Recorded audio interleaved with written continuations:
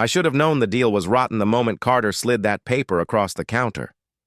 100 acres, a house, barns, fencing, water rights, all of it, for $1. He said it like he was getting rid of a burden, but I heard it like I'd won the lottery. I signed before the ink even dried, and by noon, I was riding out to claim it. The land stretched wide and wild under the August sun, grass brittle, fences sagging but still holding. From the ridge I could see the house, a 2-story shape hunkered, down like it had been waiting too long. Paint peeled, roof sagged, but the bones were strong. It wasn't empty to me. It was possibility. By the time I pushed open the front door, sweat still clinging to my shirt from hauling boxes, I was bone-tired but satisfied. I stood in that doorway like a man at the threshold of his future. Carter had told me straight. Nobody's been there in years. You'll have it all to yourself. I repeated those words in my head like a prayer. That's when I heard it. Footsteps. Upstairs. Slow, deliberate. The kind that carry weight, not the creaks of an old house settling. I froze, one hand still on the brass handle, my boot just over. The threshold. The sound was steady. Heel, toe, wood protesting under each step. My throat dried out. My heart thumped against my ribs. This place was supposed to be mine, empty, silent. For a moment I thought squatters. Maybe some drifter who'd made himself at home while the ranch lay forgotten. But no. Carter swore nobody had been here in years. I replayed his words, searching for the lie in them. I stood there too long. The sound of those footsteps circling, above me, taunting. Finally, I stepped inside. The boards groaned beneath me, the air smelling of dust and wood smoke long since gone cold. Hello? My voice cracked louder than I meant, carried through the house. Silence followed. Just long. Enough to make me question if I'd imagined it. Then another step. And another. I pulled the door shut behind me, the click of the latch final, sealing me in. My pulse raced, but I steadied myself. If someone was here, I needed to face them. My land, my house, my rules. I crossed the parlor, every shadow watching, and set my boots on the staircase. I didn't call out again. I just climbed, slow and careful, to meet whoever, or whatever, waited above. Halfway up the stairs, I caught the sound of fabric shifting, soft and steady, like someone waiting for me to climb. My boot hesitated on the step, and I gripped the railing tighter, half expecting some squatter to burst out swinging. Instead, when I reached the landing, she was just there. A young woman stood at the far end of the hall, her hand resting lightly on the frame of a doorway. Her dress hung loose and faded, hem brushing the floor, the fabric threadbare but neat, as though it had been mended 100 times. Her dark hair spilled around her shoulders, not styled, not arranged, just worn. I opened my mouth to speak, but stopped. She wasn't startled. She wasn't scared. She just looked at me, calm as you please, as if I'd been expected all along. I said, "Who are you?" No answer. Her gaze didn't waver, and the silence stretched too long, heavy enough to press. On my chest. I cleared my throat, forcing steadiness into my voice. "This is my place now. I bought it. What are you doing here?" Still nothing. Just those dark eyes holding mine with a kind of stillness that wasn't natural. Not cold, not warm, just steady. I took a step closer, anger edging out fear. "Look, I don't want trouble, but this ranch is mine. Carter sold it to me fair and square." Her lips parted slightly, and for the first time she spoke. "Fair and square," she repeated, the words quiet, like she was tasting them. Then she tilted her head, almost curious. Something in me shifted. This wasn't a squatter. This wasn't someone hiding out and waiting to be chased off. She stood like she belonged, like I was the intruder. I felt my certainty wobble, logic, slipping from under me. My pulse kicked faster, though I fought to keep my tone sharp. "You can't stay here. You hear me?" I don't know who you are, but you've got no right. She moved then. Not fast, not threatening, just stepping back into the room she'd been leaning against, her hand brushing the wood like it was a trusted friend. This house was never empty, she said. The words landed heavy, chilling me in a way no raised voice or threat could. My boots felt rooted to the floor, every nerve screaming that something wasn't right. I should have marched forward, thrown her out, made my claim clear. Instead, I stood there, staring at the open doorway, waiting for her to come back out. But she didn't. The silence in that hall thickened until I couldn't take it anymore. I finally stepped forward, telling myself I was in control, that this was still my house. Yet deep down, for the first time, I wondered if I was the one trespassing. I stepped into the room expecting clutter, filth, the usual signs of someone hiding out where they didn't belong. But what I found stopped me cold. The place wasn't abandoned, not by a long shot. The curtains, though faded, had been drawn back neatly. A vase on the dresser held dried flowers, brittle but carefully arranged. The quilt on the bed was patched, not torn, tucked with a precision my own mother never had the patience for. Dust lay in the corners, sure, but the surfaces showed the marks of regular touch, as if someone passed a hand along the dresser each day just to remind it they cared. "This is impossible," I muttered. My voice sounded too loud in that strange orderliness. Behind me, in the hall, her voice came soft, even. "I told you. It was never empty." I spun, but she wasn't there anymore. Just the long hall, shadows stretching thin in the late light. My stomach knotted tight, and I stalked out, checking each room along the hallway. All the same, furniture tended, beds smoothed, windows cleaned. No sense of years of vacancy, no ruin. Someone had been keeping it alive. But there were no lamps burning, no food left out, no signs of a lived-in mess. Just care. Just reverence. By the time I clattered down the stairs again, my chest heaved like I'd run miles. The parlor looked the same as before, yet different now that I knew. The chairs weren't just sitting there gathering cobwebs, they'd been dusted. The hearth hadn't seen a fire in months, maybe years, but it was swept clean. "This doesn't make sense," I whispered, rubbing my forehead. She appeared again, standing at the edge of the parlor like she'd always been there. No sound of footsteps, no warning. Just there. "The house remembers," she said. Her words settled on me like a weight I didn't want to carry. "What do you mean, remembers?" I snapped, trying to shake off the dread curling through my chest. "A house is wood and nails. It doesn't remember anything." She tilted her head, eyes steady. "You feel it, don't you? The floors that answer back, the walls that hold breath. This house knows." I wanted to laugh it off, call her crazy, but something inside me clenched tight. Because I had felt it. From the moment I walked in, the place hadn't felt abandoned. It had felt occupied. Not by squatters, not by drifters, by the house itself. That was the thought that made my skin crawl. Not that she was trespassing, but that I might be. Determined to prove her wrong, I pushed past her, heading straight for the cellar door. If someone else lived here, there'd be food, storage, some trace of ordinary life. My hand shook on the latch as I pulled it open, the smell of earth rising to meet me. Behind me, her voice carried like a warning.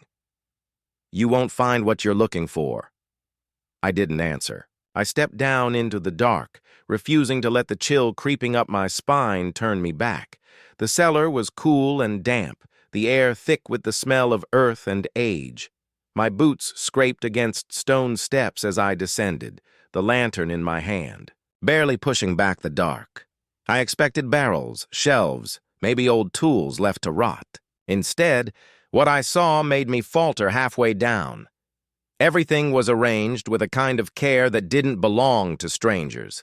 Jars lined the shelves, sealed tight, filled with dried beans and fruit. Some were cloudy with years, but others looked almost new, as if someone had sealed them last season. Blankets folded on a trunk in the corner. A rocking chair sat near the far wall, facing nothing, like it had been waiting for someone to sit again. I whispered to myself, "No one leaves. A place like this behind." The sound of porcelain clinking upstairs jolted me. I climbed back quickly, my heart hammering, and when I reached the kitchen, the sight nearly buckled me. She was there again, not lurking in the hall or standing silent in a doorway this time. She was at the stove. Her sleeves rolled up, kettle set on the burner, hands moving with ease. Like this was her kitchen, her home, and I was the one intruding. I froze in the doorway, my voice thin. "What the hell are you doing?" She didn't look up, just poured water into a teapot chipped at the rim. "You looked like you needed it." "I didn't ask for tea," I snapped.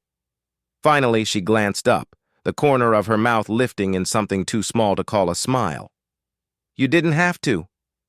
I should have thrown her out right then, but something about the way she moved, quiet, certain, unbothered, took the strength from me. She set 2 cups on the table, slid one toward the opposite chair, and sat down across from it as if we'd been doing this for years. "Sit," she said, not a request. I sat. Her eyes, dark and steady, stayed fixed on me as she wrapped her hands around her cup. "My name is Delilah." I clenched my fists under the table. "Delilah who?" She tilted her head. "Just Delilah. I've always lived here." "Always?" My laugh came out sharp. "That's impossible. Carter said nobody's been here for years." Her face didn't change. "Carter lies." My jaw tightened, but before I could argue, something on the counter caught my eye. An album, leather-bound, its spine cracked with age. It wasn't there when I first walked in. I reached for it, flipping through brittle pages filled with photographs, and then my breath stopped. There she was, Delilah, standing in front of the same ranch house, her dress crisp and new. Her hair tied back in a style that hadn't been worn in decades. And beneath the picture, written in ink, Delilah, summer, 1922. I looked up slowly, my chest hollow, my throat dry. She hadn't moved. Her eyes were waiting on me, calm and unflinching. "Tell me what this means," I demanded. My voice cracked despite me. She lifted her cup, took a sip, and set it down without breaking eye contact. "This land doesn't forget its own." I didn't sleep that night. I couldn't. I sat in the parlor chair with the photo album open on my lap, the lantern flickering low, my eyes stuck on that picture. Delilah, her face, her eyes, the same as the woman I'd sat across from just hours earlier. But the photo had been taken more than a century ago. When morning finally came, I couldn't stand the weight of that house another minute. I saddled my truck, drove straight into town, and went looking for Carter. I found him outside the feed store, talking, with a couple of locals. His smile faltered when he saw me coming, and the color drained from his face. "We need to talk," I said. He tried to laugh it off. "You settling in all right? Told you the place just needed a good hand." "Cut the act, Carter." I stepped closer. "You swore nobody had lived there for years. You swore it was empty." His throat bobbed. He shifted his weight like he might bolt. It's an old house." "Folks say things. Don't mean anything by it." I pulled the photo from my coat pocket and shoved it against his chest. "You know her?" Carter's hands trembled as he held the photo. His lips parted, but no sound came out. Then he whispered, "You saw her?" The way he said it made my skin crawl. "Yes," I said through clenched teeth. "She calls herself Delilah, and she's in that house right now." He shoved the photo back into my hand like it burned him. His eyes darted to the men still lingering by the store, then back to me. "You shouldn't have gone looking. You shouldn't have, damn it, Cassidy." His voice cracked. You don't understand what you've done." "What I've done?" I barked. "I bought the place. You sold it to me. You lied. Now you tell me the truth." But instead of answers, Carter's face went pale as bone. He leaned close, voice low. "That land was never mine to sell. It was hers. Always was. Always. Will be." The words hit me harder than I expected. My stomach twisted. "What the hell are you talking about?" I demanded. But Carter only shook his head, panic in his eyes, and hissed, "Leave it alone, boy. Leave the ranch before it keeps you too." He turned and walked off fast, leaving me standing there with the photograph still trembling in my grip. The locals pretended they hadn't heard a thing, their gazes fixed on the ground, their silence louder than any words. I drove back out of town with my knuckles white around the wheel, Carter's warning echoing in my head. But one thought cut through the fear, sharper than the rest. If the land wasn't Carter's, then why had it been sold to me? And worse, what did it mean that Delilah already knew my name? When I pulled into the ranch again, the place looked different. Not in the boards or the paint, but in the air itself, like it was holding its breath, waiting for me to cross the line again. The cows in the neighboring pasture had wandered right up to the fence line, but no further. They stood in a perfect row, as though something on my side of the wire held them back. That night, sleep was out of the question. The house was alive with sound, doors easing open by themselves, the sharp groan of floorboards under invisible weight, whispers carried on the draft. It wasn't random creaks. It felt deliberate, like the house was moving to remind me I wasn't in charge here. I climbed to the attic, lantern in hand, desperate for answers. Dust swirled in the beam of light as I pulled aside old trunks and boxes. Beneath a stack of yellowed newspapers, I found a bundle of letters tied with twine. The paper was brittle, but the handwriting was steady. I sat on the floor and read. They were love letters. Written in looping ink from a woman named Delilah to a man named Thomas Cassidy. My breath caught when I saw the last name, my last name. Each letter was soaked in a kind of longing I couldn't quite stomach. She wrote of the land like it was alive, like it held them together, binding them even when miles apart.